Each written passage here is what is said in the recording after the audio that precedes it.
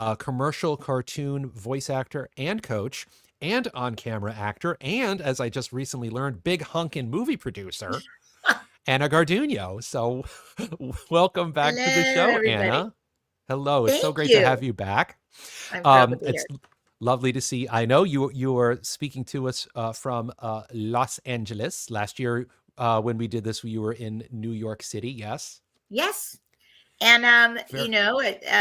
pre-COVID, as I was mentioning to Tom, I would always split my year since I was about 20, actually, pretty evenly between New York and LA, which is Hmm. something you can really do with the voiceover world more than ever now.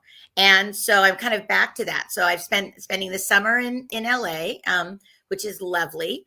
And I'll Hmm. probably be back in New York in the fall. But it's so great that you can go back and forth so easily without losing work, without, it's just, it's fabulous. And voiceover has given me that opportunity no matter what else was going on. Even before we were all recording out of our closets, I could always go back and forth, and voiceover was always a solid thing for me, thank God. So you're summering in LA. So is this Yeah. more of like a Florida snowbird kind of situation, or do you have specific? You go in the summer for specific professional considerations.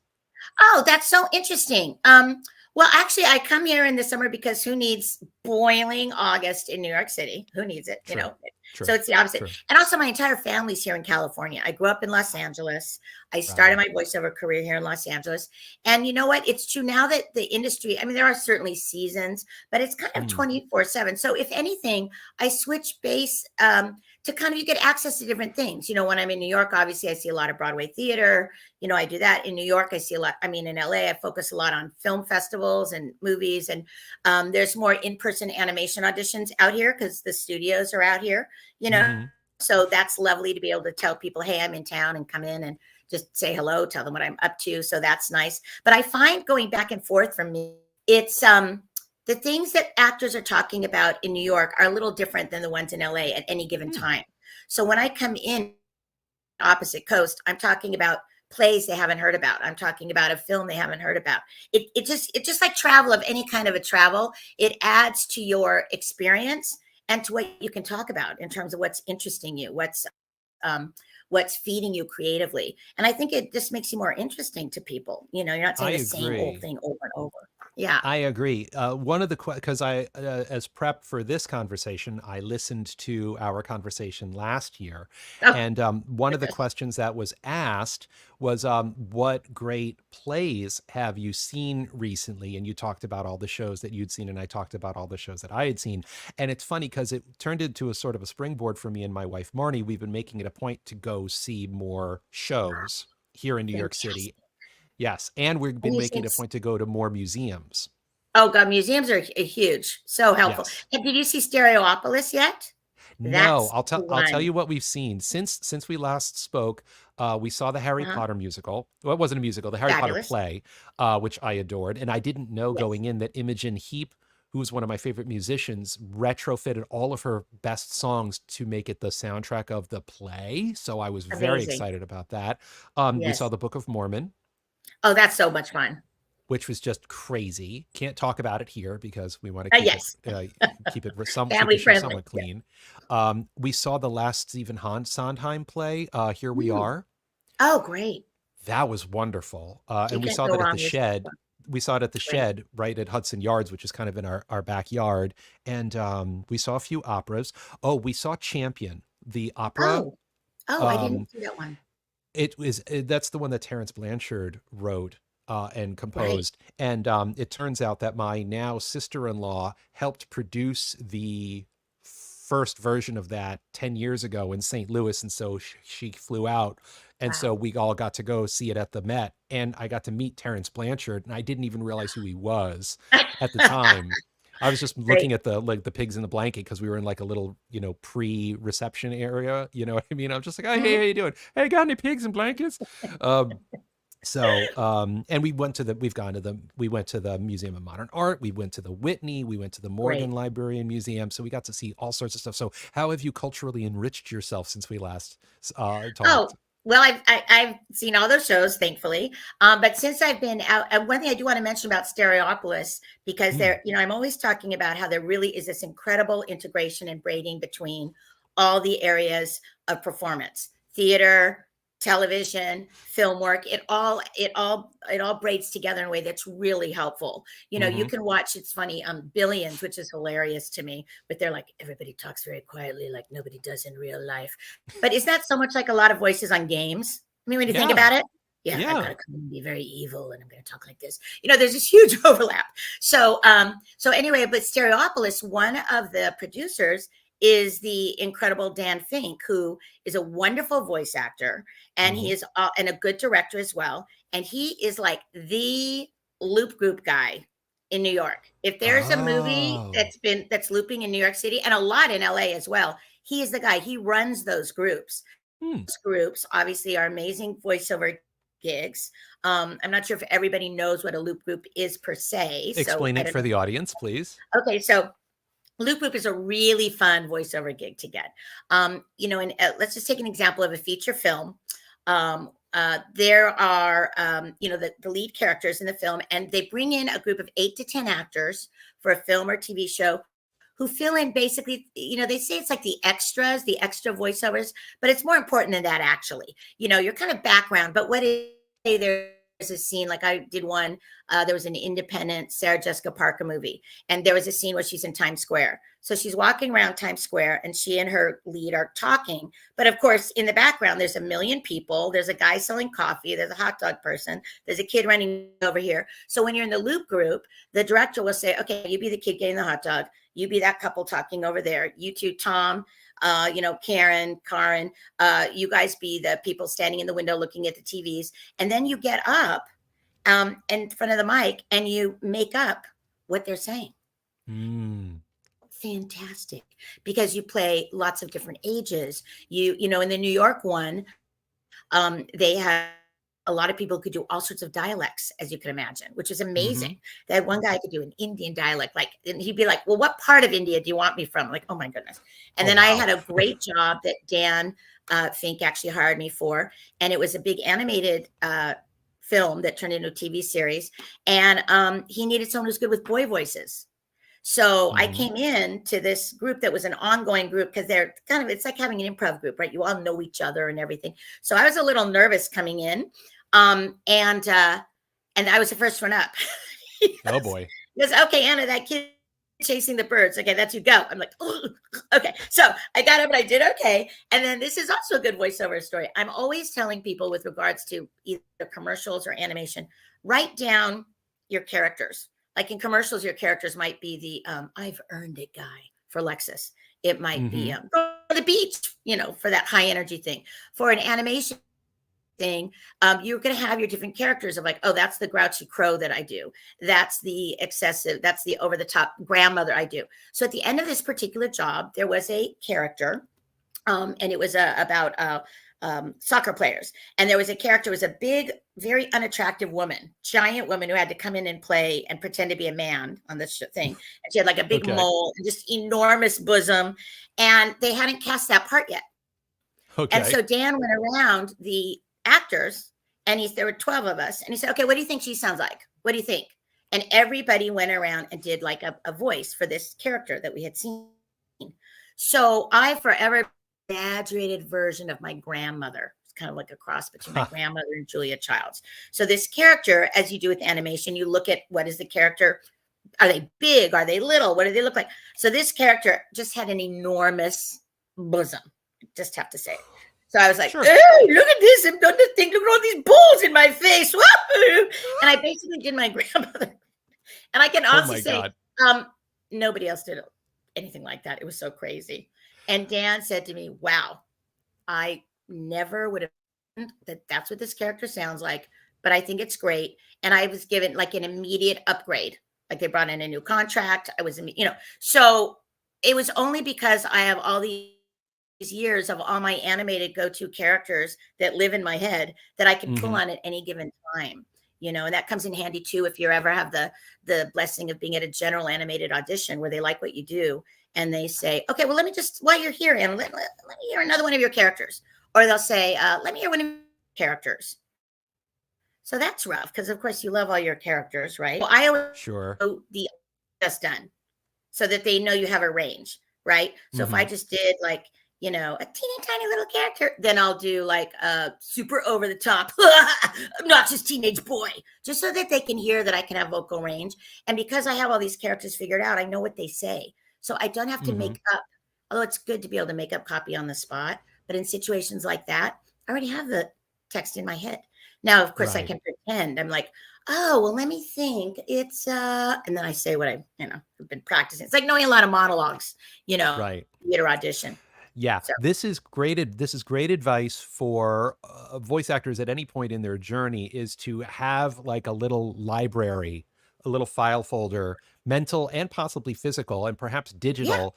You know what I mean? So for all of you out there who are interested in video games and cartoons, every time you do an audition or every time you're being coached up or you're, experimenting with copy and characters and stuff, if you hear something that's distinct and you had to, what did you have to do physically and mentally and vocally to get to that place? Record it, say the stuff out loud, and then say the lines, and then just file that away and say, absolutely. and label it, grandma big bosom dot mp3, No, and file that away. absolutely.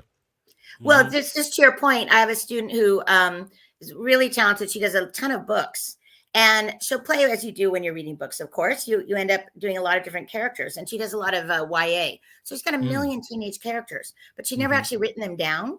I said, well, write down all those characters that you're doing. They're all, and she did one book where everybody was from Texas, so she had all these different sort of Texas Oof. dialects going on. Yeah.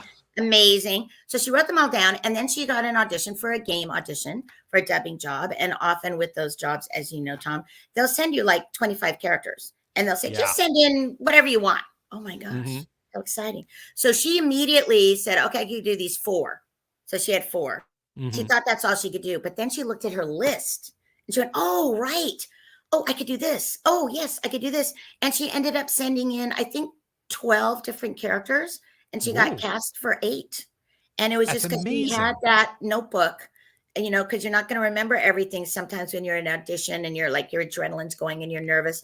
To have that notebook is so fabulous. That's a very common practice for audiobook narrators. A few years ago, I needed to do an audiobook, a short story, but it was one American and everybody else was Irish, Oh, but they were also old, like oh, senior citizen Irish. wow. And I remember being at an e-learning recording studio, and I was talking to a friend of mine who was a prolific audiobook narrator, and I said, "Well, what do you do in those situations?" And she said, "High, low, fast, slow." Love it. Okay, so Brilliant. for everybody, so for our audience members to understand what it means is, you take all the characters and you break them down into this quadrant of high pitched or low pitched, which also Mm-hmm, could mean loud versus quiet, mm-hmm, and then fast, those who speak quickly versus those who speak slowly. So if you've got those four quadrants of high, low, fast, slow, and you start doing a 1A, a 1B, a 1C, a 2A, a 2B, a 2C, a 2D, before you know it, you can play like 16 characters. yes. And you haven't like, you haven't done anything. It's just been like a modulation. Mm-hmm, Sometimes you need to build the character and then the voice will come to you. Sometimes you build the voice to help make the character come to you. mm-hmm. If you know what I mean.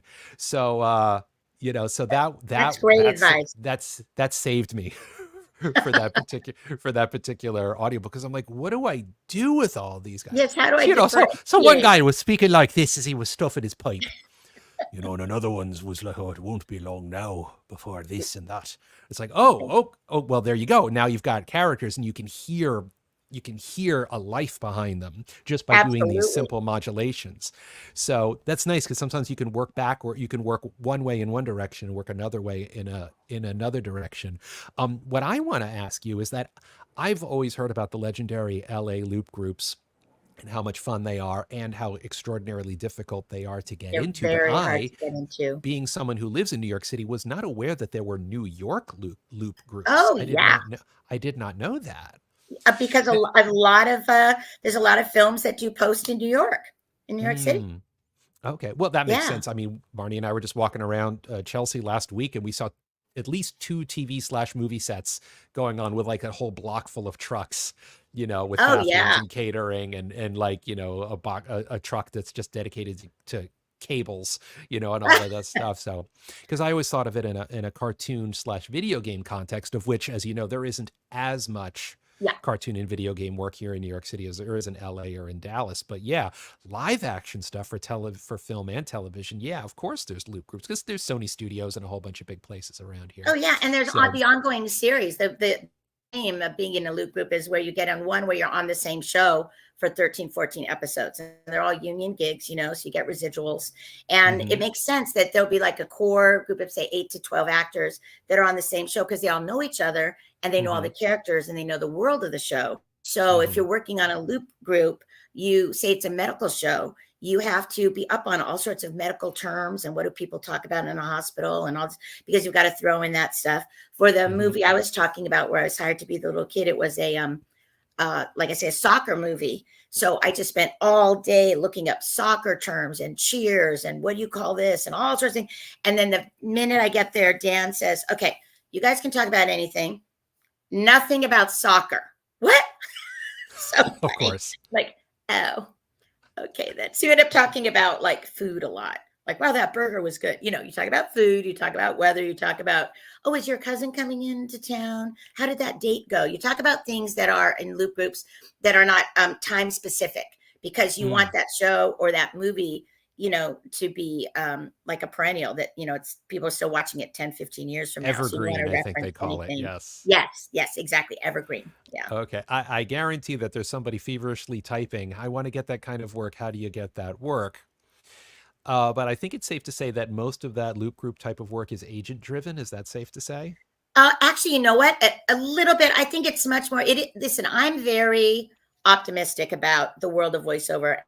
There's more work access than ever before. There's more content than ever before. So I think I really truly believe there's a lot of work for everyone. That said, loop groups are, in my opinion, the hardest thing to get into Yeah. because they're the same small group doing 10, 12 people doing the same shows. Like I've got a girlfriend, she's a wonderful, talented actress, and she's like been a loop group person for years.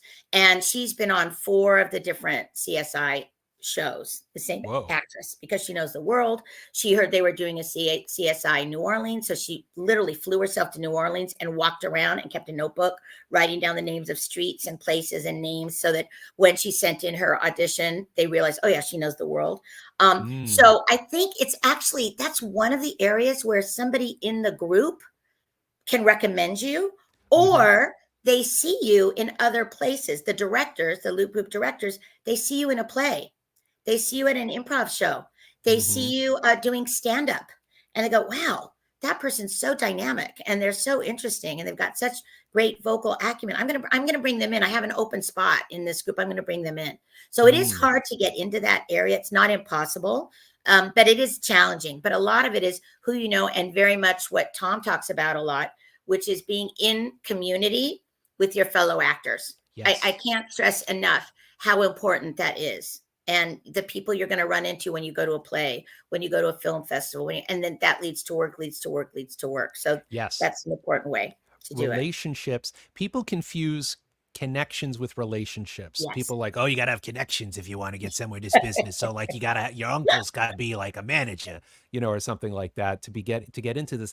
But it's not about that. It's about being present. It's about being available, not just like I'm available to work, but like being there, going to that conference, going to that networking event, going to that, reading the SAG aftra lab, Yeah. and just hanging out and commiserating with people. And it's not about, okay, I'm going to go there and I'm just going to do the best performance out of everybody. And then I'm going to get magically discovered. It's like, no, I'm going to show up.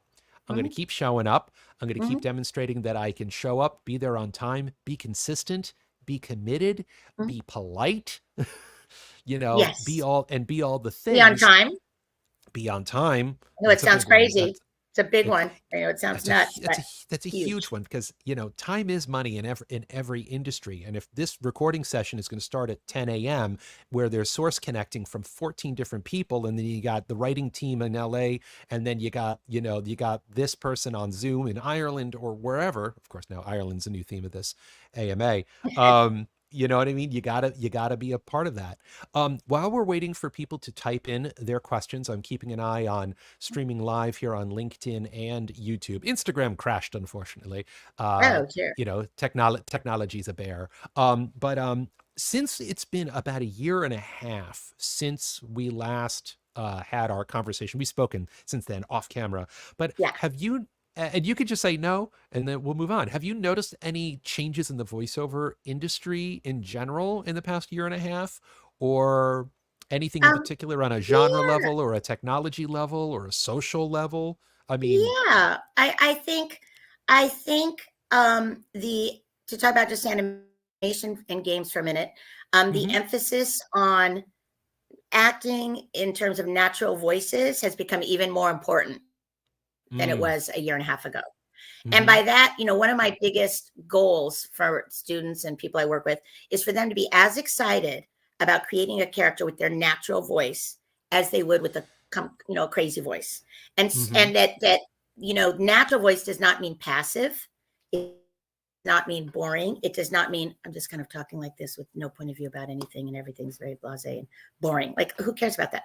So the emphasis on voice acting, and I do find still that a lot of buyers don't really know how to talk to actors sometimes. mm, So hmm recently there were going around, and you've probably seen this, there were a lot of auditions coming out where they were asking for people do animation, and they would say, okay, we want it, like you're in a film, but louder. And my students would say, what? And I said, that's because what's happening is when they say we want it natural, we want it real, people are talking like this and they have no vocal vitality. And you have to have vocal mm, vitality. So they just know to say louder, but what they mean is vocal presence, vocal vitality. That's what they mean. right. So it's important to know the market and know what you do so that when you get that crazy, not helpful direction, you go, Mm, oh, what they mean by vocal vitality, they mean heightened. So if you're nervous, you're really, really nervous. If you're seductive, you're very seductive. You know, that's what they mean. Make stronger choices. Don't leave all hmm of your choices for your characters. Don't leave pacing out. Don't leave intonation out. Don't leave point of view out about a very basic acting Stella Adler thing. I start every single thing I do, whether it's a book, a cartoon, the commercial for soda. What is your point of view about people, places, objects, and events? And all of hmm these things are usually in all sorts of copy. So instead of saying, my cousin Bill got me a new computer. Okay, if the computer is the what the product is, you're saying, my cousin Bill, you have to like Bill. Say Bill got you the bad computer. My cousin Bill got me a new computer. It blew. Now I have a Mac. You see what I mean? You've got to have a point of view about everything. And the same thing with animation. hmm Very Yeah, no, important. absolutely. The big change that I've noticed, this has absolutely nothing to do with anything, all the wonderful things that you just said, but I've just noticed that like the two camps, the people who have been scared and hysterical about AI have gotten more and hysterical Yes. about AI, and Yeah. then there are those who have joined NAVA and the National Association of Voice Actors and have used the AI writer and asked the 13 questions when they see a text to speech, have gotten more empowered and Yes. are taking more ownership of their understanding of the voiceover industry and working on making sure they have a better legal understanding of the voiceover industry, what it means as your voice, as IP, as property, and how to protect it. That's one of the big things that I have noticed. Oh, that's Oh, huge. Huge. okay. We have a question from my boy Damon. What's up, Damon? I have heard talk of loop groups and how difficult they are to get into, but would like a Yeah. definition. Oh, we just covered this whole thing just a minute ago. You So can I will watch it encourage on the you. replay, maybe. Yeah, play it what on the replay. But he asked, is it a team of ADR voices who move as a team on projects? So just answer that simply. Is Well, that an uh, accurate? yes, they're loop group directors, and they bring in specific teams. So, if, for instance, I was talking about a girlfriend of mine who's done 4 different CSI shows. So they have the same ADR director on all the CSI shows, and he brings in the people that he knows can bring him what he wants. And it's very often the same team of people because they know hmm each other well, they know the show well, they well. So you stick with the people that you know. So it's the voice it's the director who chooses the loop group and the people in the loop group, the ADR Right. director. Yeah. This brings me to this actually, I'm so glad that Damon asked that question, is that this brings me to a point. One thing, I'm always tracking things. I'm always analyzing things. I'm building new formulas on my spreadsheets to keep an eye on things, so I have some data about what's going on in my voiceover career. Is that I added a new column into my spreadsheet that tracks Oh, every single booking that I do. Is I set up a little formula. So I have a little thing where I'll enter, I get a booking. Is right. it an audition driven booking, as it I did Right. one audition, I got the audition? Mm-hmm. Or is it a direct booking, which Mm, means it was either either I booked it directly off my demo, or, which is more likely, that it's a repeat client that didn't ask me to audition for this new project. They just sent me the next right. explainer video or e-learning module. And looking at it, and I know this is still skewed because sometimes I'll book a gig, but it'll take like 5 sessions to do this, to do it. So it'll be Right. 5 items on it. Right. So like AB for audition booking will be in there 5 times when it really should be in there once. But even with that in there, I think as of this morning, I'm about 77% of my voiceover work is a direct booking, and then 23% is an audition booking. That's fantastic. So thank you. So I say that because Damon asked about, is it a team of ADR voices who move as a team on projects? And you answered how a director has a team. And then earlier we Yes. talked about how do people get involved in loop groups? And usually it's because a director found somebody somewhere in a play or on a voiceover or at a networking event and said, oh, I think they'd be Us perfect. in the group. Yeah. Right.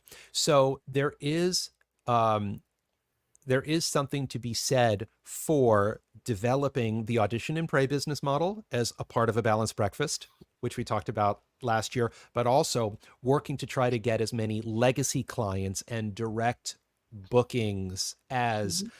as possible. So the fact that it's roughly 3/4 direct booking, 1/4, it's more like 80%, 20% if I take out all those, Mhm. I did five and it's, you know what I mean? So if Yeah. 80% of my work is coming from people that I have worked before and already proven myself Great. for, that's the key to stability and consistency in revenue and relationships as a voice actor. And these very, very difficult to get in loop groups is a perfect example of that, a perfect Yes. example of that. Absolutely. So Definitely. Stefan says, Anna, you are my favorite Kit Kat girl. Do you care to explain that? Oh my God, that's hilarious. Stefan must have gone to school at Hollywood High School. I believe I know you, Stefan.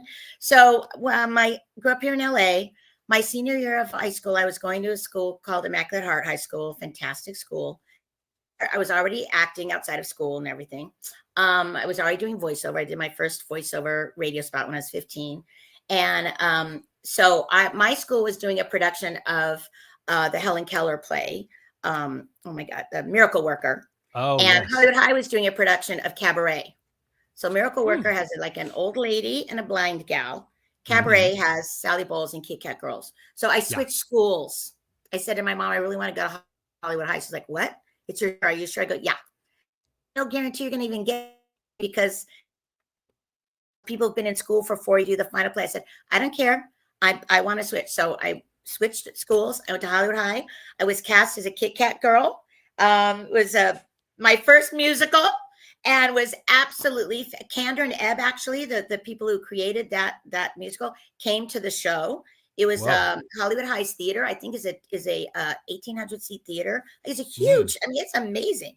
And I got to sing, even though it's not in the play, but in the movie, there's a number called the Money Money number that's fantastic. So they put that in the play, and I got to. I didn't get to play Sally Bowles, but I got to sing that Money Money number, and I was a Kit Kat girl. That's hilarious. Thank you, Stefan. A blast from the past. Oh, that's hilarious. Very cool. Oh, Mariella. I had the pleasure of meeting Mariella at VO Atlanta Oh, this great. past March. She's lovely. It was great to meet her. She says, can you talk about the importance of patience and persistence in this business? Oh, well, the easy answer is you have to be patient and you have to be persistent. But you know what I think helps with that is if you continue to inspire yourself every week with things. You continue to, you have a day you're not doing anything. Spend 40 minutes watching, 10 minutes of 4 cartoons you've never seen before. and you'll be inspired. And don't just watch them passively. What is another assignment I give my students in animation class? If you're watching, say, BoJack Horseman, first off, listen, are they natural voices? Are they what I call could be real, which is kind of like someone doing an accent or something like that, something crazy, could be real. Or is it a real cartoony voice, right? So first pay attention to that. And then as the characters come on the screen, write down what they are, bipolar cat, slovenly drunken horse, write down what they are. And what'll happen is you'll be inspired and you put a check mark next to things you think you can do. So if your creative engine is full, same thing with commercials, same thing with audiobooks. If your creative engine is excited about, oh, I could do that, or I could learn to do that, or I could do that, then your business self will be able to do the business because you'll be moving creatively. It's like if you have a great demo, for instance, it's really easy to send it literally all over the world because you have absolute confidence in it and you're thrilled, and you were thrilled doing it. And in putting it together, you honed all your characters. You got all of your characters really clear and clean, and you feel confident about auditioning. So in order to be persistent and have patience, you have to constantly be feeding the creative side of your art. And whether that's going to see a stand-up show, stand-ups get cast a lot in animation. And it's because they are so good with it. Tom was talking about earlier, rhythm, pace. They know how to like land a line. There is nothing passive about a stand-up comic telling their story. Nothing. Mm-hmm. Very strong point of view about everything they're saying. There's a lot of personality, and that's why they get cast. They don't get cast because they're Eddie Murphy. They get cast because Eddie Murphy knows how to tell a story and land a line and make that joke better. So if you fill yourself creatively with all areas of acting, not just voiceover acting, but acting, and also art, opera, music, all that stuff, you're going to be so energized that then when you sit down to do your business hours and follow exactly what Tom says, I send everybody to him, it won't be a drag. You'll be excited about it. Be like, oh, I can't wait to get in on that job. Or, oh, I'm going to go ahead and it's easy to do it then because you're not only focusing on business, which can feel, like you're on a treadmill sometimes. You're doing it coming from a place of enthusiasm and joy. And then, the side effect is how great you can, make some money, do more creative stuff, Yeah. It's really important. Absolutely. Fantastic answer, Anna. Patience and persistence is critical. I always Yes. give the farmer analogy, at this point, when someone asks about this, is learn how to pick the right soil and the right seeds and water it and the right Right. sunlight and keep the crows away. And, if you do all the things, eventually it will grow. But what I will also add is that one thing, I'm in a lot of groups. I'm on a lot of forums and stuff like that. And then people keep saying, I'm having trouble staying motivated. I'm having trouble I'm getting frustrated and all of that Sure. stuff. So a thing that I have recently discovered is coming up with extrinsic and intrinsic motivators. Oh, What does interesting. that mean? I don't know, but I want to So know. an intrinsic motivator is something that you find within yourself Mm-hmm. to be able to do a certain task. And an Mm-hmm. extrinsic motivator is something that you find outside of yourself, which will help you get something done. So a very simple example of an extrinsic motivator is if I make these 5 invoices, I get a cookie, you know? Yeah. Uh, so that's an extrinsic motivator. There's something outside of you that once you do this task that you hate, but you need to do consistently and be persistent about auditioning or invoicing or marketing or whatever, you will get the cookie or whatever that thing is. Yes. An intrinsic motivator is something that you need to do to make the task itself fun and interesting. You know what I Mm. mean? So if Yeah. you hate cold, if you're having trouble finding yourself being motivated to do an audition or invoicing or doing a cold email, find something within the activity itself to make the activity more interesting. I'm going to give Mm-hmm. this is the worst, dumbest analogy that has nothing to do with anything, but here we go. Let's hear it. When we were growing up, Anna, we would watch these Disney shorts, Yes. and there was one Disney short where there was the park ranger and there was all the bears living in the forest Yes. that he was in charge of, and the park was always gross. It was filthy. There was just garbage everywhere, and it was the park ranger's job to clean up the garbage every time the tourist would come and patronize Right. the park. And he was just like, I really don't want to do all this. How can I how can I get all this done without having to do it? So all these bears are lying around, and he's like, "Hey, everybody, I've got a game to play." And he gives Ah, to mark everybody the plate. he gives everybody a bag and then the stick with the spike at the Yeah, end. yeah. First you pick it up, then you put it in the bag, bump bump. Then you go over here, then you do all this bump bump. And the bears are like, "This is great!" So they're all conga lining and they're all doing all this stuff. And then they notice that the park ranger's just kind of like sleeping in the hammock Fabulous. while everybody else is doing all the work. So of course the bears dump the garbage back all over the forest, and he has to do it all, and he has to do Right. all of it himself. But my point is that he gamified the Yeah, experience. yeah. He made it more interesting. And yes, I'm one of the only mutants on this planet that enjoys invoicing and and doing data entry and things like that. I love that stuff. I do not need it. I need neither an intrinsic nor an extrinsic motivator to get me to go do those things. Wow. But I'm sure Marielle is talking about patience of, this is a long-term thing. You got to do Yeah. all these things and be all these things, and with no guarantee of success and very little, if any, signs or landmarks that you're Mhm. making progress either as a performer or as a marketer or as a whatever.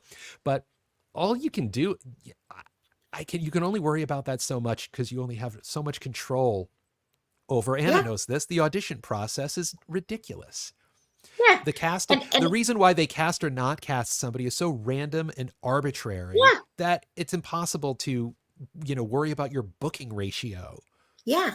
Well, I right? say two things to actors. If I don't mean to interrupt for a sec, but I just, and you probably say this too, Tom, I would imagine, or something like it, is, it's such a, because I've had people like, I'm very burnt out. Why do I keep auditioning? And I go, well, or people on the pay to plays are like, well, nobody listened to my thing. I'm not even getting anyone to listen. What am I doing?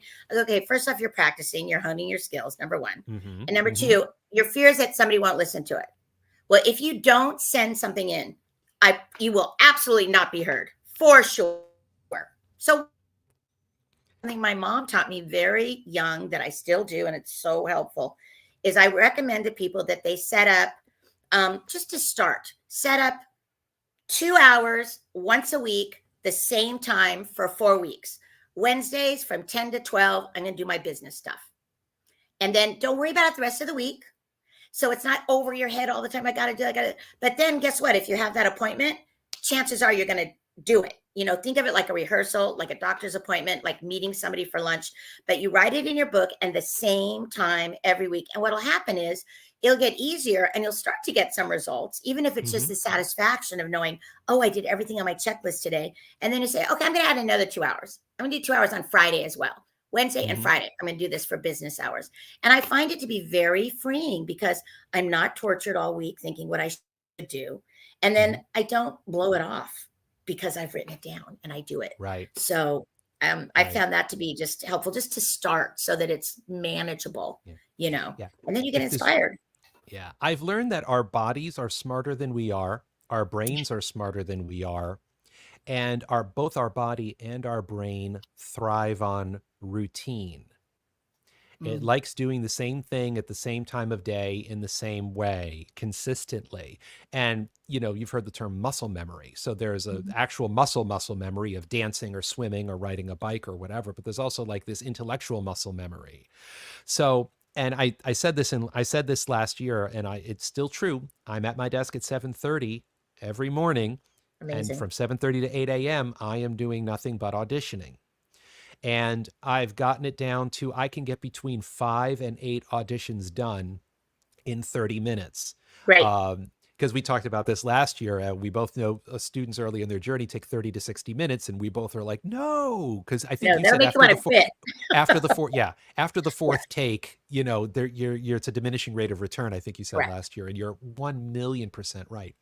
It also develops that acting muscle because one of the most important skills that you need to have as an effective performing artist in the voiceover industry is the ability to make strong choices quickly. Yes. This is critical, even if it isn't improv. Because like a voiceover is a voiceover, unless you're in the loop group and you're being Mhm. specifically instructed to improv, which is a very, very narrow Yeah. slice of the voiceover industry. The other 99 and 44/100% of the time, you're handed a script and you don't deviate from that script. But to Right. be able to say those words as if they've never been said before in that particular order and that particular context in the history of the world, Hmm. requires the ability to make strong choices quickly.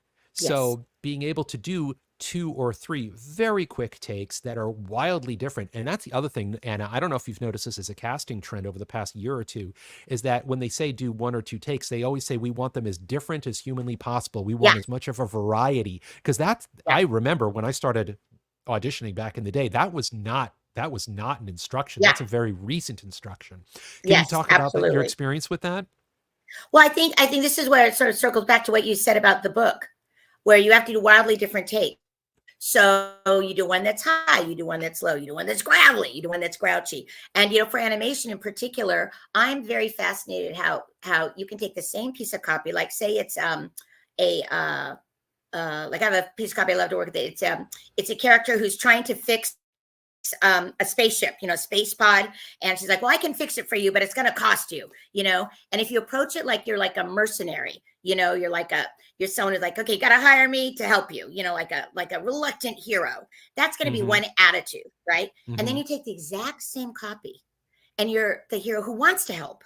And you say, well, I can fix it, but it's going to cost you. Completely different meaning, completely different character.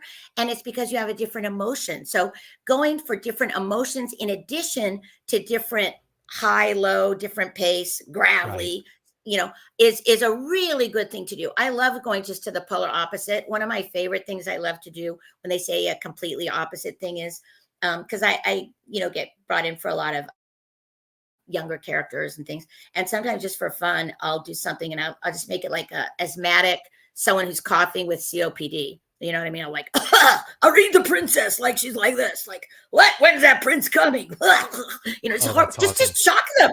And then they're like, oh my God, that was surprising. It may not be what they wanted, but they know that I have a range, that I have a creative range, you Yes. know? So Yeah. it's playful and fun. So go They're for the looking for, opposite. yeah. Yeah, they're always looking for directability, is you can take direction, but they also want to have as many toys and tools at their disposal. And the voice actor that can give them as many toys and tools as options as possible in the audition. Because how many times you've read the specs, you did the audition, you booked it, and then you were asked to do something completely different. Oh God, so often. Well, I have actually a good example of I'm always talking about adding a sense of location to your reads. So this is Mm. something I may have said before, so forgive me if I said it on Eh. the last one, but this is my favorite example of this when they say give us different reads, totally different things. Same character, but different reads on it. So Mm-hmm. I had an audition years ago to be a bad mom. And they wanted it just regular voice, don't do anything crazy, just regular voice. Okay. And the line was, just a minute, honey. I'm Bobby fractions. All right, Bobby, that's 4 parts vodka and 1 part cranberry. So already that's pretty funny that she's. That's awesome. So they said, do one, and then do one, just play with it. We don't want you to change your voice, but just play with it. So I Hmm. added a sense of location, meaning I did it like this. Just a minute, honey. I'm teaching Bobby fractions. All right, Bobby, that's 4 parts vodka and 1 part cranberry. So now I'm in a Ooh. house. I have a relationship with my husband upstairs. Bobby and I are hiding. The joke is better because we're hiding from the husband. And all I did was raise my volume and place the beginning of the copy to somebody else and then this part to Bobby. So where you are can like just that little adjustment puts you in a very specific place and gives a sense of movement. You can see how the character would like yell upstairs and then crawl down like this just by Right. playing with your voice that way. So that's a fun thing you can do. That's Always think of, great. is there a place can I tell a secret? Can I, talk to someone who's close to me and then someone who's far away? That's a Right. really good thing to do. You did not use that example last time, and I'm so glad that you did this time. And I was just Oh, thinking good. as soon as, yeah, what I was thinking as soon as you said it, you could also do Uh-huh. you could do that the exact opposite, where you're speaking Yes, quietly to the father, and then you're shouting and then you're shouting the fractions. So you absolutely. like you're here in the living room, and your son is in the kitchen actually mixing you a drink while you're having a casual Exactly. conversation. So you could do that too. Well, I do. You bring up such a good point. I do all the time for both commercials and animation. Books. It applies everywhere. But at the end of, I play with pace sometimes. Hmm. So, for instance, I have a piece of copy that's a gel, and the line is, what's the greatest thing about being a jellyfish? No, you know what's the greatest thing about being a jellyfish? Nobody can see you coming because you're practically invisible. So that's what the line is. So Mm-hmm. right at the beginning, everybody always goes, you know what's the greatest thing about being a jellyfish? Everybody kind of does that. But you can Right. play with pace like this. You know what's the greatest thing about fish? Slow and then fast. Or Right. you do, you know what's the greatest thing about being a jellyfish? And Right. it gives it more, it's more dynamic to the ear. Mm-hmm. It makes it sound more real because it's like you're in Mm-hmm. a conversation, you have a point of view about it. And all I did was I didn't overthink it. I'm like, let me do the first part of that sentence fast and the second part slow. Right now, let Mm-hmm. me do it slow and fast. Okay, which one do I like better? Because there's two ideas in that first sentence. You know, it's the Mm-hmm. best thing about being a jellyfish. So you can do Right. that with commercial copy. You can do that with audiobooks. You can do that with anything. So you bring up a really great point about just trying opposites sometimes. Mm-hmm. And you That like works a that. lot. That works a lot too. So if you're having, so for everybody, if you're having trouble, if you're struggling with choices when it comes up to coming up, when it comes to coming up with different ways to do this audition in different ways, just go the exact opposite.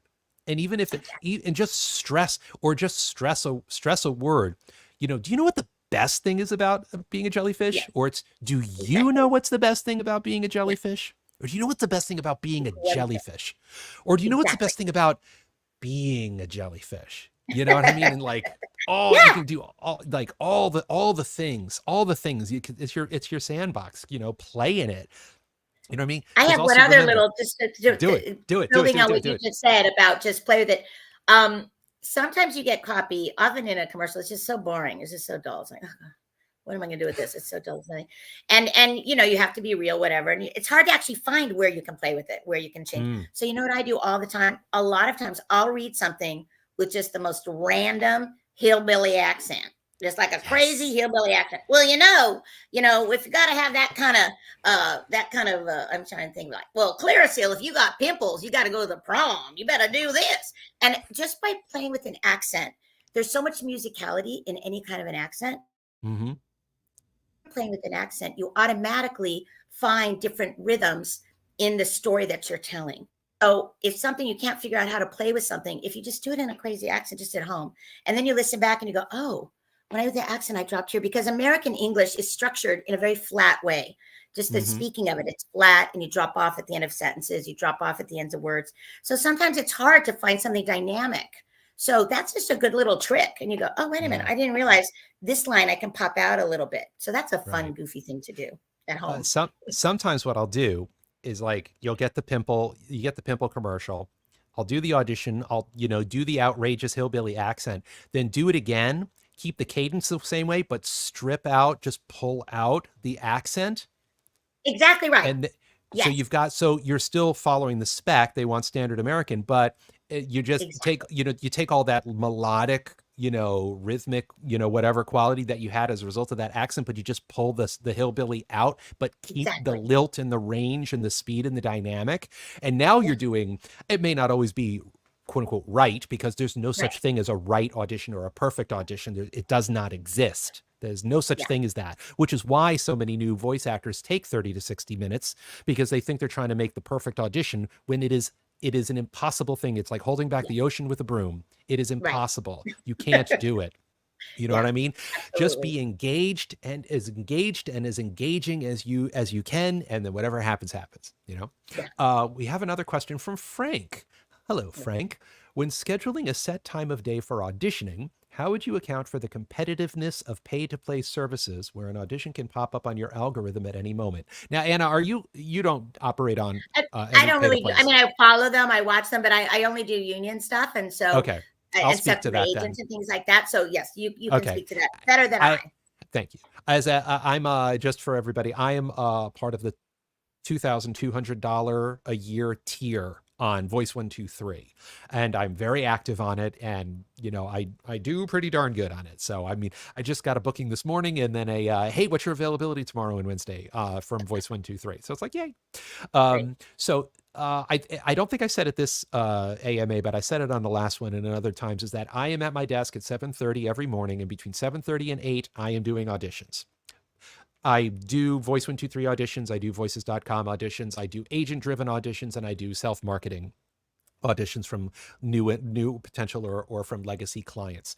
So he asked, how would you account for the competitiveness of pay to play services where an audition can pop up in your algorithm any moment? Well, the first thing I do is when I do that tranche of auditions in the morning, I'm covering everything that came in overnight, in the evening or early in the morning. And the odds are I'm doing it sooner than anybody because also I'm in New York City. So I'm on the East Coast.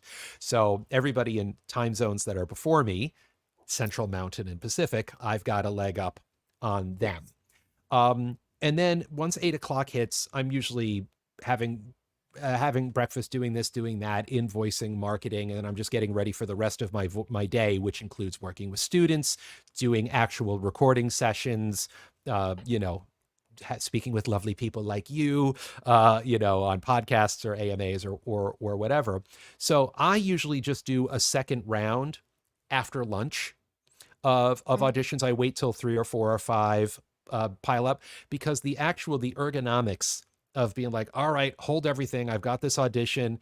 You know, I do whatever. I get in the booth. I would rather get in the booth and read because this is what I do. The way I'm able to get 8 auditions done in 30 minutes, everybody, is I line up 4 auditions. Usually I get one, I line up an audition for Voice123, voices.com, an agent, and then self-marketing. And I open up 4 separate files in Adobe Audition.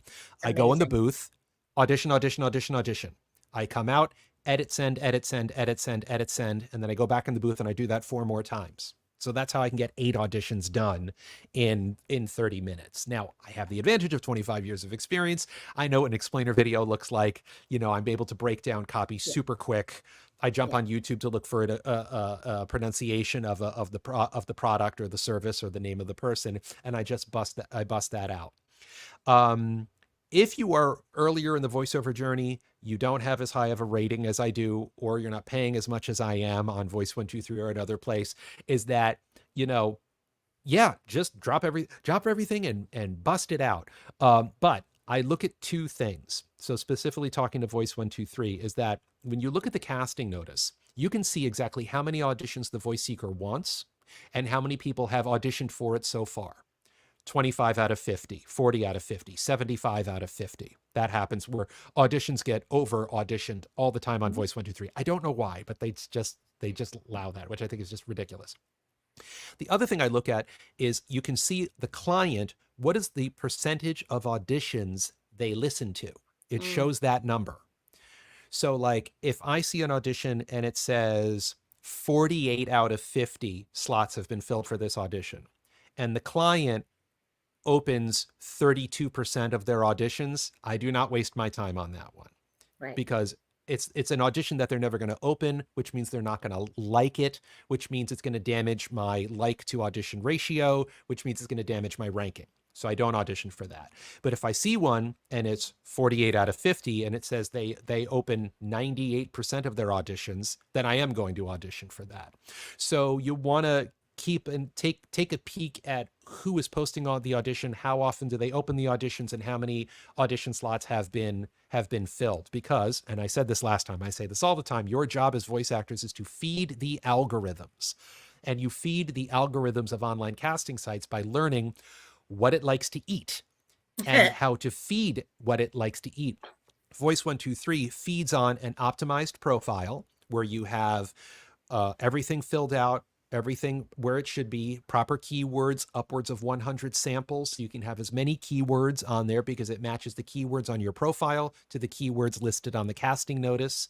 And also, when people on Voice123 are searching for voice actors as opposed to posting a casting notice, they're typing in search terms. And the terms that they type in better match the terms that are on your profile so they can make a match because it's like it's a combination of Google and Match.com.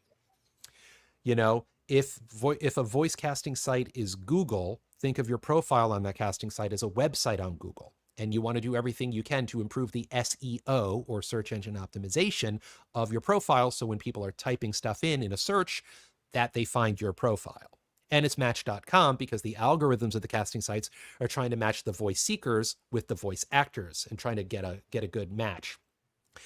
No, my chair did not suddenly go down. I was making hand gestures, and my AI webcams adjusted for it. So that's why you can actually see me better now. So good job, AI cam. Ah, Frank, I hope that answers your question. We've only got a couple of minutes left. I did want to ask. Did have a question that I wanted to ask you, and this can work for your many years of on-camera experience as an actor. It can work for your voiceover experience. It can also work as your TV and film producer experience. Is mhm. that one thing? I think a lot of people don't make this weird correlation, which the biggest gig that you did should be the gig that you're the most proud of. And sometimes Mm, that's true and sometimes that's not. Like last year, I was the voice of Inspector Gadget in the Inspector Gadget that's Mad Time great. Party video game. I was Inspector Gadget. I got to be Inspector Gadget. It was a big gig and I was very proud of it for a lot of reasons. But I'm prouder of the public service announcement that I did Mhm. that talked about how all the dogs that were liberated from the lab in Virginia where they found 4,000 beagles. And I Oh, voiced the PSA announcing that all 4,000 oh, I beagles got love adopted. that. Uh, You know what I mean? That's something that I'm Yes, so proud of that and the work that I did on that particular gig. I'm not Trust me, I'm extraordinarily proud of Inspector Gadget and getting the booking and the recording yeah. session and the publicity and all that stuff. But like stuff like that, you know what I mean? So Anna, with that in mind, is the biggest gig that you've ever had the gig that you're the most proud of? And if it isn't, what was it? Well, you really ask an interesting question. I would say the ones that I'm the most proud of would be like those first gigs that I did. The very Mm. first ones that I did. I'm so proud to have started them. So, we were joking about I did an episode of Happy Days when I was a child. I want everyone to know, very young. And that was actually my third job, on camera job. And it was a guest star part. And it was a huge show at the time. And it was the first time I'd ever been on a three camera show, and I kept turning out to the audience because I'd done a lot of theater by then. I was only like 17, but I've been doing plays forever. And the director, who was Jerry Paris, who's a very famous director, he was the dentist on Dick Van Dyke, for God's sakes. I mean, he was like an amazing guy. So I kept turning out to the audience, and he kept saying, "No, Anna, forget the audience. It's just the camera right here." So I was so green, I just didn't know what I was doing. I knew how to play a character, but technically. So that was just huge. I'm Mm. continue to be really proud of it. So that was really great. My one of my first one of the things I'm very proud of, which I didn't even get in terms of producing, I didn't get a producing credit on per se, but if any of you have seen the film The Green Mile by Frank Darabont, Oh, it's yes. a breathtaking movie. It's about so many important things. And I worked with Frank on that movie literally every moment from when he first read the first 5 pages of that Stephen King sent him to the end. Like every casting, every script, every picking the DP, like every moment in the editing room, every moment. And I was helping him with it. And at the time, I didn't know enough about the industry side of the industry per se. I knew creatively, right? So I should have asked for and I gotten like an associate producer credit. I did not. Mm. My credit on that movie, which is hilarious, you know me, is office assistant to Frank Darabont. I have very little office skills. So funny. And Frank and I were both kind of naive. He's like, "Oh," after the fact. He's like, we should have given you a credit for that. I go, "Yeah, you think? Yeah, that would have been good." But the point is, nobody know. I mean, the people who know what I did on it, right? And then after that job, Frank Darabont had started The Walking Dead and did the Shawshank Redemption, all that. He decided to start a production company, and he made me the president of his production company. So I ran his production company for 10 years. Ooh. I was one of the producers on the Jim Carrey movie, The Mist, not The Mist, The Majestic, which was Mm. not a giant hit, but I'm so proud of. I was a producer on The Mist as well. So this little job that I got no credit for really, but I worked on, constantly while I was Mhm. doing auditions. I remember once there was a day we're on the set and Tom Hanks is there, everything. And I have to go. He goes, "Where are you going?" He said, "I have an audition to be the voice of a squirrel. I'll be back in 20 minutes." And I drove over and I came back and I thought, this is fabulous. I'm on a giant movie. And I'm as excited about this squirrel audition as working with these huge iconic people. So I'm very proud of being a big part of that film. And I brought in Moss, the wonderful acting teacher, to work with Hmm. the actor who ended up getting cast in the lead. And then Frank loved him. And so Larry worked with us on the entire film. And all this goes back to what we said earlier, Tom, about being out there and socializing and the relationships. I met Hmm. Frank Darabont because he was in that production of Cabaret at Hollywood High with me. That's where I met him. Oh. And so we know each other that whole time. And then I met Larry Moss because I'm an actor, and I've known about him forever. So I was able to bring him in. Hmm. And so I think I would say The Green Mile, which I had no real credit on, and Happy Days. And in terms of animation, I'm very proud just for the longevity of it. I play this character named Palmon on this franchise called Digimon. And Hmm. it's been around for like over 20 years. Amazing. And I still get little kids things and I'm just excited about the longevity of it and that I still can do it. And so again, it hasn't been my biggest most high profile job, by any means, but it was an important job to me, and I love that it's brings so much joy to so many little kids really like it, and it's Yeah. still out there and it lives in a lot of different platforms, a lot of different areas. There's a big reach for it. So Very I guess cool. those would be the ones. Cool. All right. Last question. David, would you go hell for leather for the animations market by devoting, for instance, a week of canvassing activity? I'm sorry, I missed the first part of the question. Would you what? Would you go hell to leather for the animations market by devoting, for instance, a week of canvassing activity? Oh, well, what do you mean by canvassing activity? I'm I curious. Do you know I what he I means, Tom? I think it means just direct marketing or Oh, auditioning or content connecting with oh, people. well, I would say you have to do that for more than a week. I mean, I think this is a question for Tom more than me. Yeah. You have to become part of your like, yes, find those opportunities and say, okay, I'm going to go to this conference because I really respect the people that are going to be there. You have to be discerning. I'm going to go here, I'm going to go there, but it's an ongoing process. I think Yeah. it's exciting if you want to put in 1 week that focus to kind of jumpstart you, but you have to be consistent. I think consistency is even more important than Yes. just flashing things. Being consistent is the most important thing, I think. But Tom would know more Prospecting. than me about that. David, it takes years of canvassing and it takes Yeah. years of prospecting. 1 week is not really going to do anything for you. So I don't think that's a viable strategy.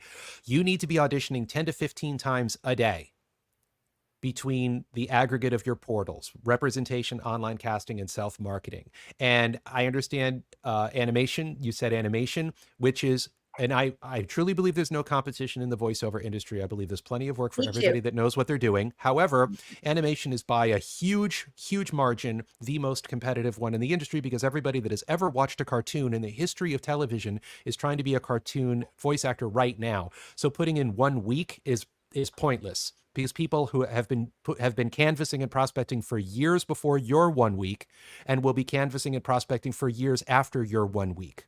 So you need to develop a business model, a marketing strategy, and a system where you can be auditioning 10 to 15 times a day in animation and non-animation voiceover. So and that leads into how can people work with you, Anna? Oh, yeah, so hilarious. All right, so I have a website, forward.com, and because I think everyone should take their voice forward, so it's easy to understand.